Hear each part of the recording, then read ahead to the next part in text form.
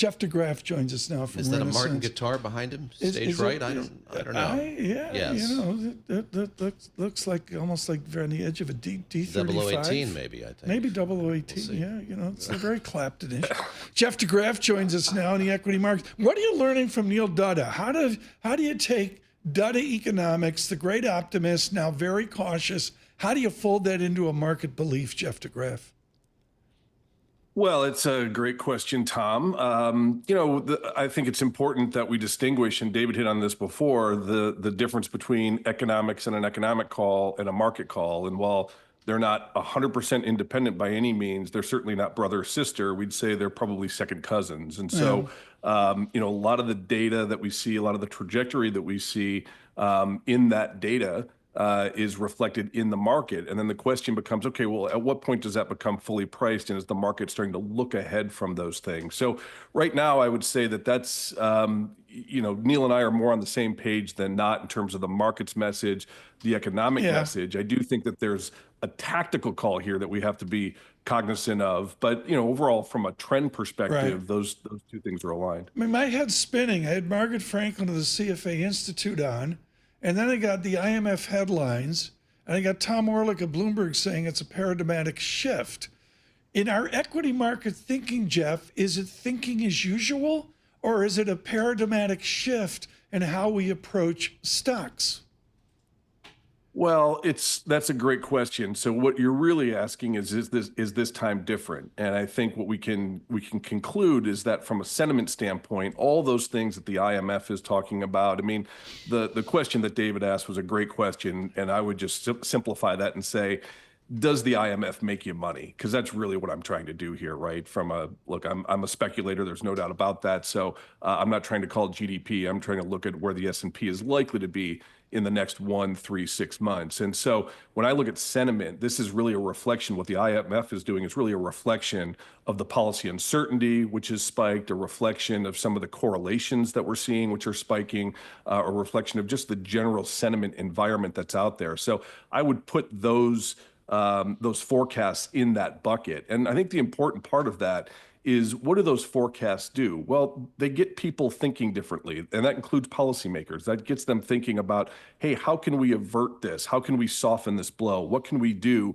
to minimize this? And so that's where I think you want to be thinking a little bit differently here, is what the reaction function is when everybody starts to pile up on one side of the boat. There's still fish on the other side, and that's what we're looking for.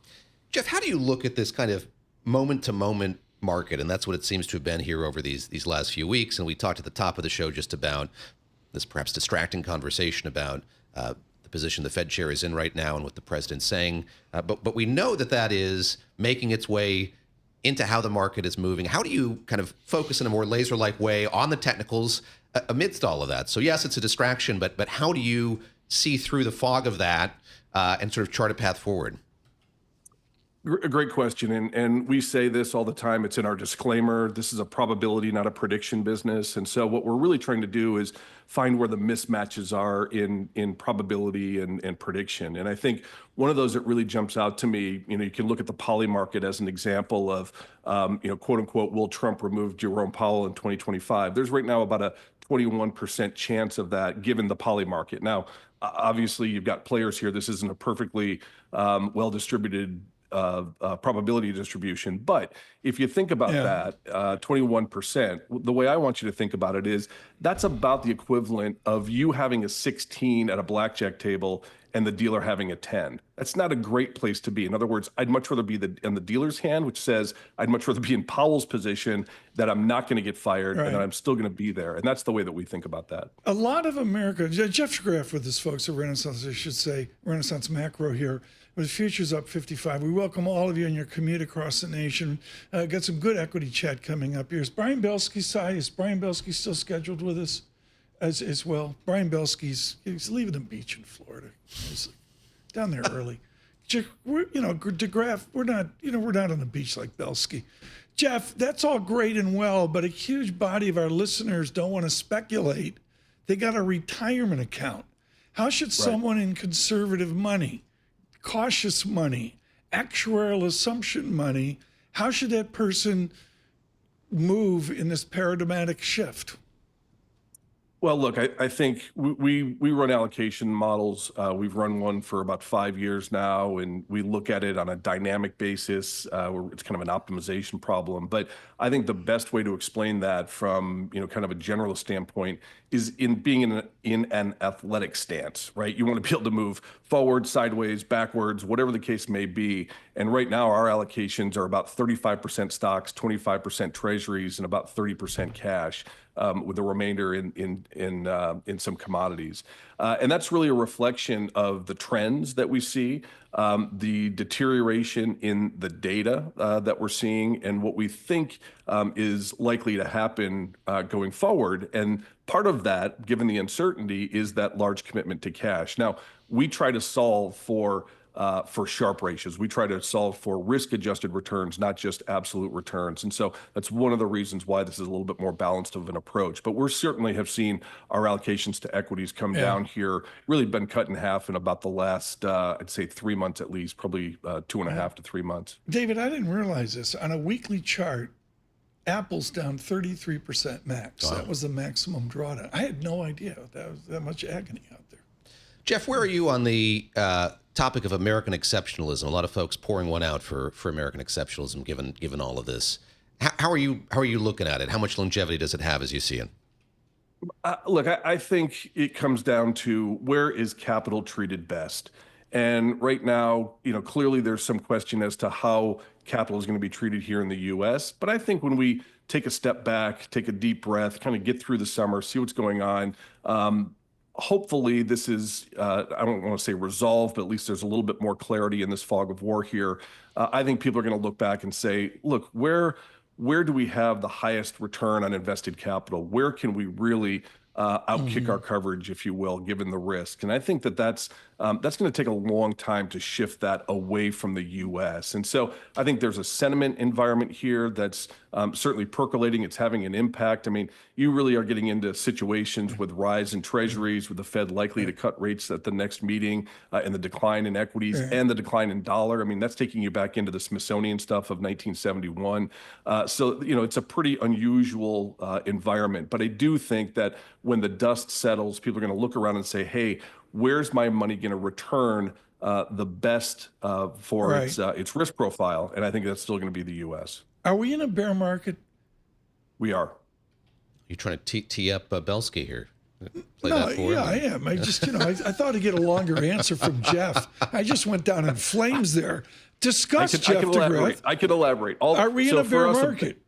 A bear market is not about being down 20%. It's not some magical number. It really is about the combination of the increase in volatility, the decrease in returns, and what that's happening on a trend basis. And those are all sloping downwards now. So in our book, that is the definition of a bear market. And that really kicked in about a month ago. So this is not a new phenomenon. This has been something that's at play. And I do think that that's important as we think about it from a longer term perspective.